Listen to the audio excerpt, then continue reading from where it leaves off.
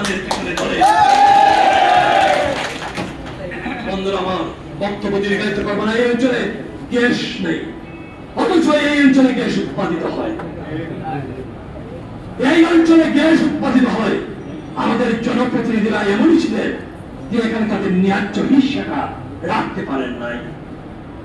এই অঞ্চলে একটি পানি শিল্প তো দূরের কথা, একটি ক্ষুদ্র শিল্প গড়ে ওঠে নাই।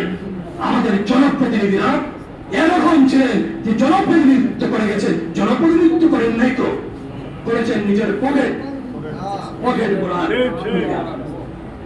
এখানে একটি এই গোটা অঞ্চলের চেহারা পাল্টে যাবে ইনশাল্লাহ।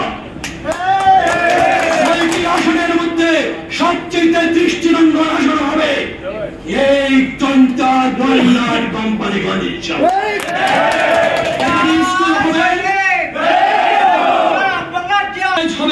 আমাদের ছেলেরা শিক্ষায় শিক্ষিত হয়ে উঠবে এবং শুধুমাত্র এই অঞ্চল নয়, বাংলাদেশকে নেতৃত্ব দেবে এই অঞ্চলে ছেলেরা আমাদেরকে শিক্ষায় শিক্ষিত হয়ে উঠে এই অঞ্চলে শিল্প কারখানা গড়ে উঠবে।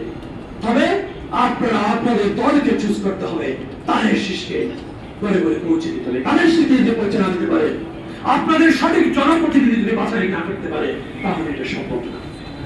আমি আর বক্তব্য দীর্ঘায়িত করব না।